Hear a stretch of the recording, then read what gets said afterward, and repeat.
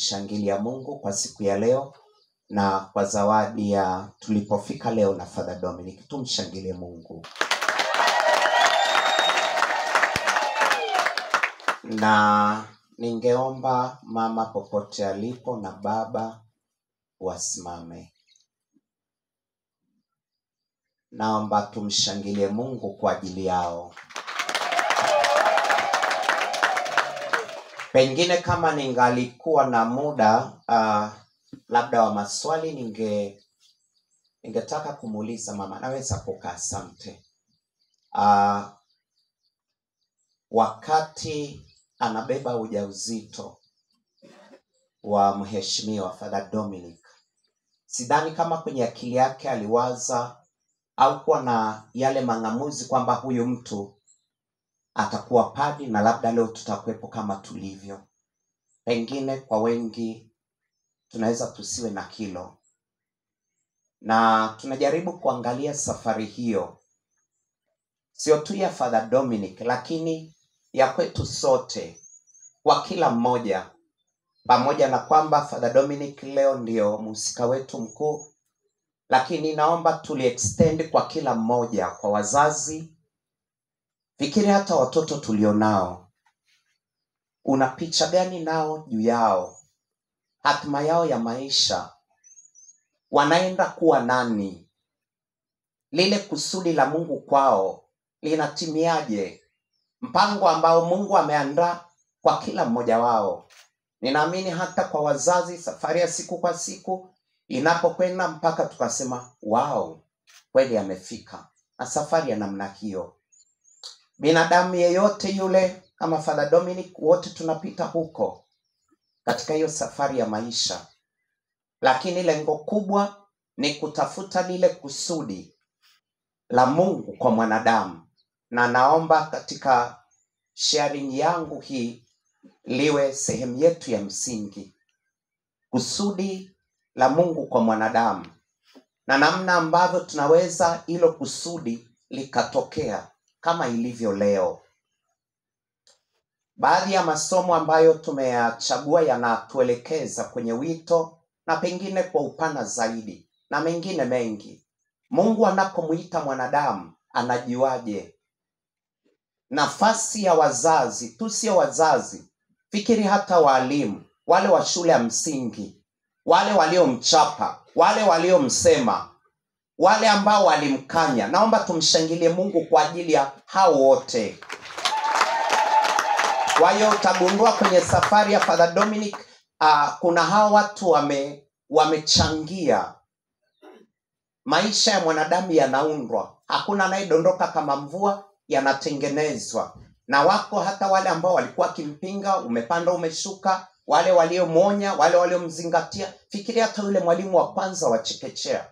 Wana nafasi, walezi kwenye shirika, walimu, watu mbalimbali, wazazi, marafiki, mpaka tulipofika hapa. Kwa hiyo binadamu ana namna nyingi ya kutengenezwa, ya kufundwa mpaka afikie kama alivyo. Willingness ya kwake, kubali kuonywa, kuambiwa hivi, pengine kuna mahali ataona nimeonewa, lakini basi ni katika mstakabali wa kumtakatifuza, hasa kutafuta kile ambacho Mungu aliweka ndani yake.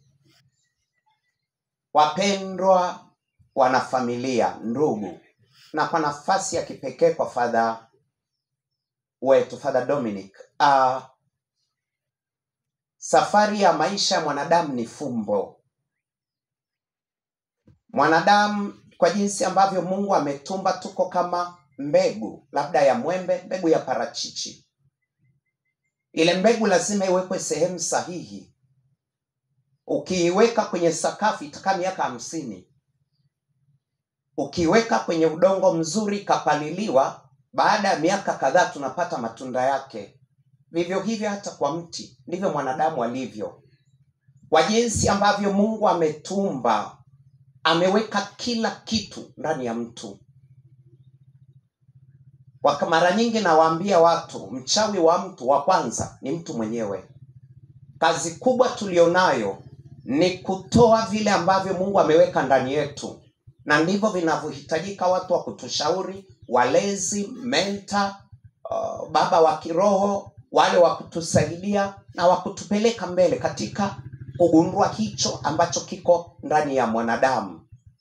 Na ninaamini kwa padri wetu mpya, kazi hii imefanyika kwa makundi mbalimbali, safari ndefu. Hatuwezi sema tutokea amejiunga kwa passionisi. Ninaamini tokea kiwa kwenye tumbo la mama. Fikiri ingetokea ya kutokea mama akasema ngoja nikatoe hii mimba, pengine hatungekuepo hapa. Si ndio wapendwa? Tusingekuepo hapa. Kwa hiyo tunakushukuru sana mama na wale wote ambao basi wametufanya tukaweza kufika hapa kuja kusherehekea naye. Kumwambia Mungu asante kwa ajili ya hii safari ndefu, lakini ya kumjenga mtu ya kwenye moto aliopitishwa, ili kesho na kesho kutwa aweze kuwajenga wengine na kuwapeleka kwa Yesu.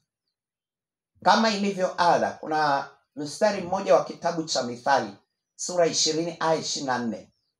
Anasema mwenendo wa mtu watoka kwa Bwana, awezaje mtu kujua na njia yake?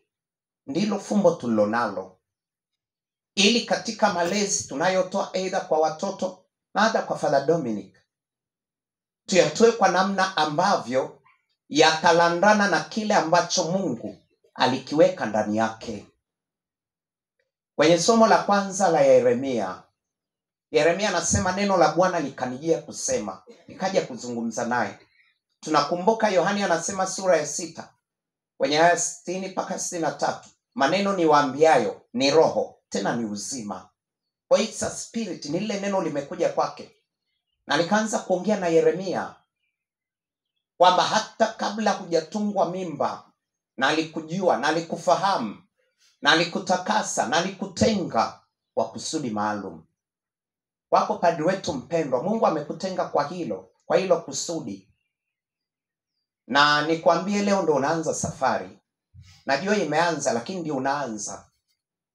Sidhani kama ni swala la kusema nimefika. Nina ukakasi sana na hilo neno na kusema sasa nimeshakuwa padri. Ukianza hapo ukirelax utaanza kufa kabisa. Ndani hata miezi michache utaanza kuchoka kabisa. Waanze kusema mheshimiwa, ndio hiki nilichokuwa natafuta ama la? Labda ulize wazee huku kabisa, labda ni lini walisahau kama wewe ni padri na vitu vya namna hiyo. Kuna kuchoka, labda uko taangalia baadaye, lakini tunachoangalia namna ya Mungu anavyomwandaa mwanadamu. Na alikujua na alikutakasa, alafu akampa direction na alikuweka kuwa nabii na eneo lake la mataifa. Nimekuweka juu ya wafalme na makundi hayo yote. Alafu Bwana kaweka neno lake kwenye kinywa chake. Naamini baba askofu alilizungumzia hilo jana, kwamba unaenda kuhubiri ufalme, ile neno. Na baadaye kuna kitu Mungu akafanya cha ajabu. Akamwambia Yeremia, hebu kaa kule. Yeremia, waona nini? Waona nini? Father Domi, unaona nini? Kwa waposhonisi leo, dunia ya leo, utume wa leo, kuwa padri leo, unaona nini? Kwa kawaida tunaona kwa moyo, kwa akili, kupitia kwenye jicho. We see with our mind through the eyes. Waona nini? Kwenye utume uliopangiwa na ambao tayari umeshaanza, unaona nini?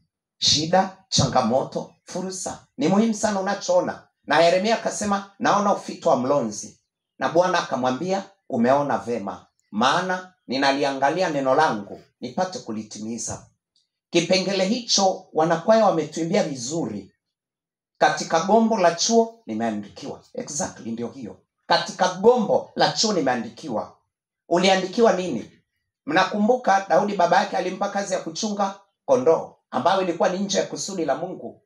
Na hata wakati wa kutafuta mfalme, Samuel alipoenda kwenye nyumba ya Yese, wale 7 wamepitishwa. Hakuna. Kasema kuna aliyemchagua. Kamuuliza una mwingine? Kasema kuna yule dogo anachunga mbuzi kule. Kasema kamlete.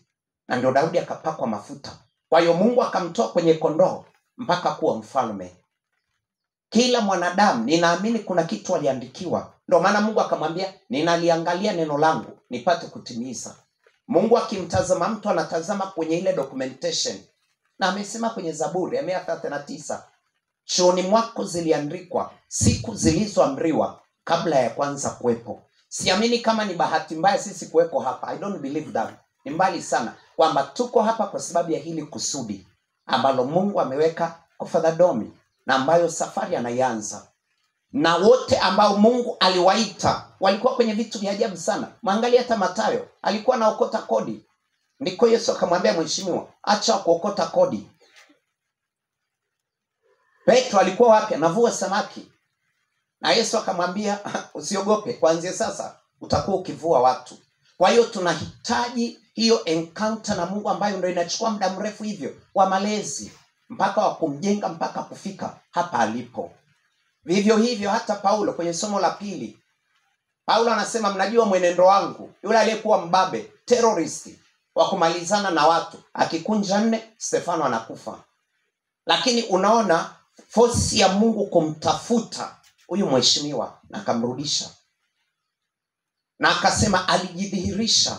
Ninaamini udhihirisho huu wako padre wetu mpya mpendwa sana. Huu udhihirisho umeenda taratibu taratibu mpaka kufanya haya maamuzi, na sio marahisi. Waulize wazee huko, sio marahisi, lakini basi kwa neema ya Mungu imekuwa hivyo. Na mstari wa 15 Paulo akasema, lakini Mungu aliyenitenga tangu tumboni mwa mama. Tangu tumboni mwa mama. Kwa wazazi tusiwe dikteta kwa watoto. Ni rahisi kusema unless una direction kwa Mungu, lakini ninaamini kuna kitu Mungu anajua kuliko sisi, hata kuliko wazazi. Ni kazi ya Mungu, ni mpango wa Mungu ambao leo tunausherekea. Aliyenitenga na ile revelation, conviction aliyokuwa nayo Paulo, akasema sikufanya shauri na wenye mwili, au hakwenda kuuliza kuna Petro kwamba hata mimi Bwana amenitokea. Akasema nilishika safari, akaenda. Kwenye sehemu ya injili hivyo hivyo, wana wa Zebedayo, nafasi za kwanza, waziri mkuu na makamu wa rais. Turudi kwa mheshimiwa. Ninaamini kabisa kwa upashonisti umeonja maisha. Hatuna nafasi ya waziri mkuu, hatuna nafasi ya makamu wa rais, kulia wala kushoto, ni kwenda kutumika. Pengine ile experience ya mlimani wakarudi wakamwambia mama, tulichokiona kule juu we acha, wahi mbio. Yesu akamwambia mama, no. Kwenye utume tunaoelekea ni wakutumika. Wakutumika, kuwa mtumishi. Na Yesu akasema wa kwanza ni wa mwisho. Na anayetaka kuiangamiza nafsi ataitoa. Nami nimekuwa kati yenu kama mtumishi. Mheshimiwa, unaenda kutumika. Experience za kwetu tuliopita juu chini kulia kushoto, tumefika conclusion kwamba ni utume basi. Naweza ukapigana na dunia mwisho ikatushinda kabisa. Sisi kwa nini waheshimiwa wanacheka huko? Ni kuombe kwako wa vitu vichache, pengine kwa kutumia experience yangu na mambo mengi. Maisha ya upadri ni mazuri kabisa, ni mazuri tukiyapeleka kwenye mstari, unless yatakuwa machungu na hata yenye majuto. Nafikiri umeshakutana na watu wengi ukaona experience zao za hapa na pale. Tunahitaji unyenyekevu, unahitaji kujifunza. Kuna saa kweli mambo hayaendi, uko na paroko na msaidizi, aidha wewe ni paroko na una nafasi na vitu vya namna hiyo. Tunahitaji ule unyenyekevu. Ni kuombe sana. Tuna temptation ile ya, tunaelewa, nafasi, madaraka, superiority, kiburi na mambo ya namna hiyo. Naomba kwako jaribu kuyaweka mbali. Unasiamini kwamba kila mtu atakutendea sawa. Wote tunajua. Kuna saa hata tutapishana ni kwa faida. Kuna saa hata mtu atakusema ni kwa faida. Yaani nakwambia kuna watu wanakusema kama Yusufu na ndugu kukukataa, lakini ndio wanaokupeleka kuwa waziri mkuu. Ndio, mazingira yanaweza katengenezwa. Kwa hiyo hayo pia uyaangalie kwa hekima. Tunahitaji hekima kwenye haya maisha. Ni mahali kweli pa kutumika na kujitoa kwa ajili ya wengine. Shirika linakuhitaji. Kiangalia sehemu kubwa ya wapashonisi hapa ni vijana. Kabisa, kwa sehemu kubwa ni vijana. No, kwa wazee hakuna. Ni vijana. Ukiangalia hapa kuna waheshimiwa 4. Almost ni wa kesho kutwa na wa Brazil mmoja, ni vijana. Pengine Mungu akijalia mwaka kesho tuna karibu 7. Kwa hiyo tuna kundi linalokuja. Na kwako wanahitaji role model kabisa. Hata kama wote wameshindwa, kwa wa kwanza kupasua hiyo njia.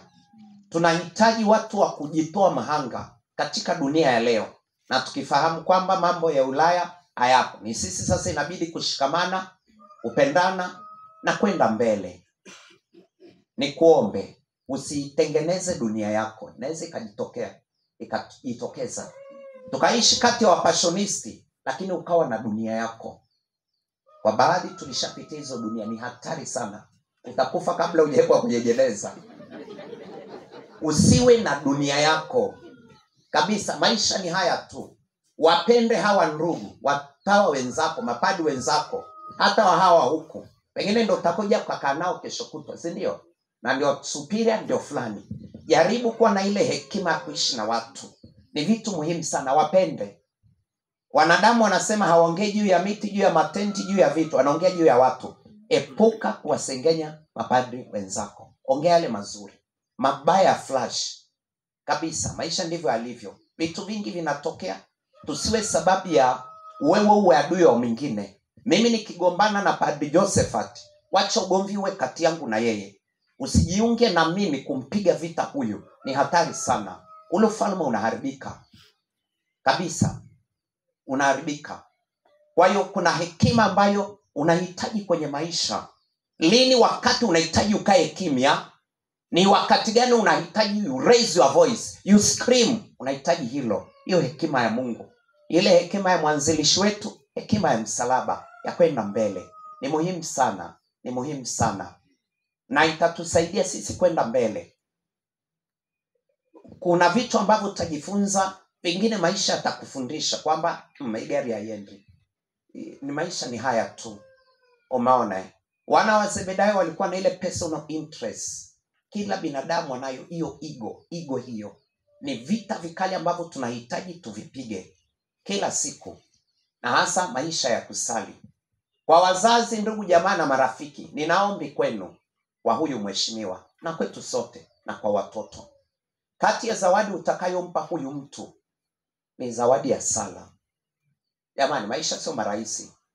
Hakuna kitu cha kwenda kokota mezani. Kuna kufight hata kwenye utume anakokwenda. Bahati nzuri tumefanya naye hapa na pale. Katu Shemasi alikuwepo kule kwetu Baruti.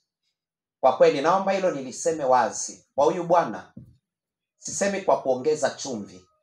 Kwa watu wengi huyu bwana kwenye kama wahubiri, kwa kweli nampa ile wanasema nini, high five katika hilo. Sio la kuongeza chumvi. Wakati tukiwa naye Baruti, unasikia tu kwa Wakristo, huyu mheshimiwa ametokea wapi? Kuna nondo alikuwa anazipiga ni za uhakika.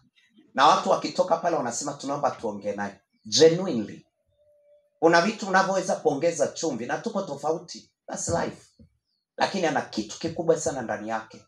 Hapa na pale tumekaa tumeongea. Kwa hiyo tunaamini kwamba atazalisha. Ninachokuomba kwako, be the best version of you. Yaani toa kila kitu Mungu alichokupa. Siku unakufa ufe kama Paulo aliyosema, nimevipiga vita vilivyo vizuri, nimemiminwa. Unajua kumiminwa ni kama chupa umemimina maji, kila kitu kimetoka. Siku tukipeleka Veyula pale, tunajua kabisa huyu jamaa kamaliza kila kitu. Usife navyo ndani yako. Naomba niwaambie, tunamalizia, inawezekana Father Dominic bado ni mtu ambaye labda hata sisi wapashonisti tunaosema tumekaa naye tunamjua, bado hatujamjua kwa kiasi kikubwa kabisa. Au hata kwa wazazi na sisi tulioko hapa, inawezekana kawa kuna vitu ambavyo yuko navyo ndani yake bado havijatoka, vinaitwa potential, vile ambavyo Mungu alivyo invest kwao. Fikiri watu wawili kama Musa. Musa ameokotwa huko, kaenda kutunza nyumba ya Farao. Na Mungu anakuja kumuita. Huyo mtu ndani yake alikuwa na kitabu cha Mwanzo, kitabu cha Hesabu, Kutoka, Kumbukumbu la Torati, vilikuwa ndani yake. Fikiri Paulo mtesaji mkubwa, anakunja 4, Stefano anakufa. Lakini angalia vitu alivyokuwa navyo ndani yake ambavyo Mungu aliinvesti. Vitabu vya Warumi, wa Korinto, wa Efeso, hujema alikuwa navyo. Vilikuwa ndani yake. Nawaambia vilikuwa ndani yake, lakini akikutoka, fikiri kama angekufa kama Farisayo, mshikadini mzuri, Mungu asingempiga na ile nuru, isingetoka kwako mheshimiwa. Yaani hilo swali mimi nalo la kujiuliza. nini ambacho kiko ndani yako bado hakijatoka. Wapashonisti wakione, wakifaidi, familia na sisi sote tufaidi. Kwa kawaida tunajua mti hauli matunda yake wenyewe, si ndio? Kazi yake ni kuzaa. Una mtu atakayachuma, una mtu atayapeleka sokoni na mwingine atanunua. Ndivyo ulivyo. Kuna vitu unatakiwa uzae kabisa. Wapashonisti na kama shirika na kanisa mahalia waseme yes, tulipata hiyo kwa namna yako ya maisha na kile ambacho Mungu alikiweka ndani yako. Kwa hiyo unapoanza maisha haya, ni kuombe sana, tengeneza hicho. Usiwe photocopy, ni hatari sana. Be who you are. Amesema Mtakatifu Katarina wa Siena, be who you are and you will set the world into fire. Kuwa yule ambaye Mungu alikumba na utaweka ulimwengu kwenye moto. Tunaamini kwamba una vitu vingi ambavyo Mungu aliweka kwako. Hakuna binadamu aliyekuja duniani hana kitu. Nitafutia hata mmoja. Hayupo. People are loaded. Lakini swala tunatoa nini? Na wengine wayafaidi hayo. Wafaidi haya matunda.